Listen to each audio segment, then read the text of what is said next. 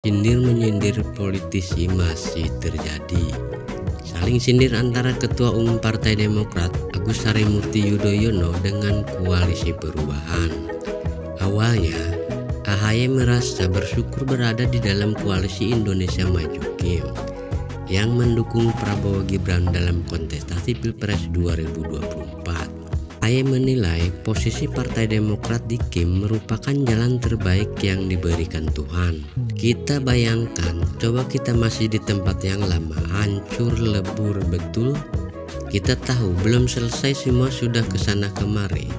Kalau kita di sana kemarin kita ditinggalkan sendiri. Simpulkan, ini semua adalah jalan terbaik yang diberikan Allah Subhanahu wa Ta'ala kepada kita semua.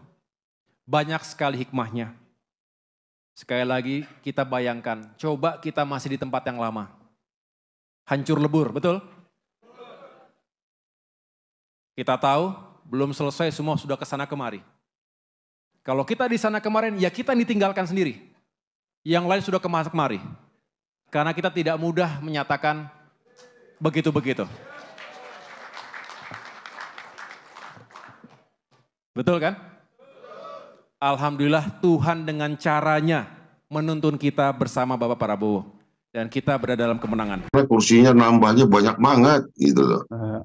Ya kan? PKB juga nambah banyak dan PKS itu nambah perolehan suaranya 1,5 juta kalau nggak salah saya ya. Nah yang kita justru menjadi menjadi bingung itu ya, bahwa ada pernyataan seperti itu. Kita melihat hasil penghitungan suara oleh KPU kemarin, itu kelihatannya potensial Partai Demokrat justru remuk itu. Remuk kurang 10 kursi kalau nggak salah itu. Jadi saya bingung itu, beliau tuh lagi menyampaikan apa sebetulnya. Dibilang hancur lebur, justru ketika pindah ya hancur lebur. Nasdem dan PKB tidak hancur, tidak lebur, tetapi kami tetap berada konsisten, timbul tenggelam bersama rakyat, menjalankan idealisme kami.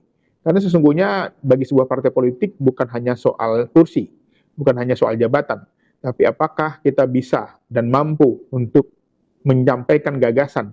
Jadi kalau kita merunut kepada, gini ya, partai politik itu apa sih perjuangannya gitu?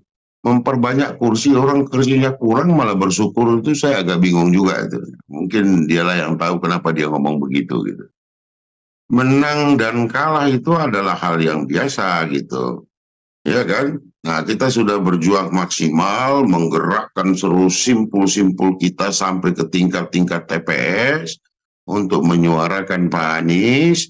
Tapi ya apa boleh buat, sampai hari ini di penghitungan KPU ternyata hasilnya sama-sama sudah kita ketahui. Namun ada hal yang membahagiakan ya. Ada hal yang membahagiakan bahwa Pak Anies sudah memperkenalkan satu metode pemilu model baru, di mana dari yang sifatnya itu ya Anda tahulah, yang bayar membayar lah, kemudian fasilitas memfasilitasi, menjadi ini ikut serta dengan ikhlas gitu. Ya memang hasilnya belum maksimal ya, butuh waktu lagi mungkin untuk itu. Kita lihat nanti apa hasil MK.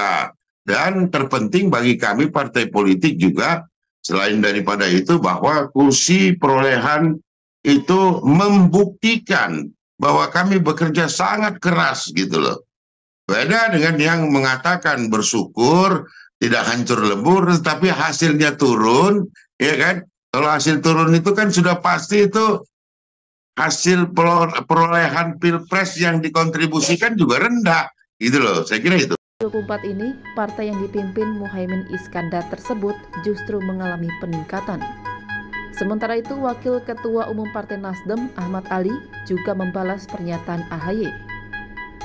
Ali mengaku bersyukur berkoalisi dengan PKS dan PKB mendukung Anies dan Caimin di Pilpres 2024. Dia menegaskan koalisi ketiganya solid, prosesnya matang, dan tidak takut kehilangan apapun. Tapi dengan adanya statement dari Mas AHY gitu, Nasdem yang berada, salah satu yang berada di koalisi perubahan itu Ini nggak sih, Bang Barus merasa tersindir, tersinggung nggak dengan statementnya si Mas AHY ini? Pernyataan penting datangnya tentu dari orang penting. Kalau pernyataan-pernyataan nggak penting itu ya pastinya itu ya datang dari ya orang-orang yang nggak penting lah. Dan menurut saya itu sesuatu yang tidak penting gitu. Ya, pernyataan yang tidak penting karena begini, menjadi lucu ketika Pak Prabowo yang selalu menggaungkan tentang pemilu sudah selesai, marilah kita bersama-sama. Tapi ada koalisinya yang merasa ya gimana gitu, menyampaikan bahwa ada yang sudah warawiri. Masa warawiri kita? Nggak ada kita yang warawiri, didatangi ada gitu. Jadi agak beda itu warawiri dengan didatangi. Jadi kalau membedakan antara warawiri dengan didatangi aja pun sudah nggak bisa, saya kira ini akan repot ke depan. Begini, itu biasa juga terjadi bagi partai yang mungkin tidak terlalu pede ya dengan perolehannya tadi yang hancur lebur itu.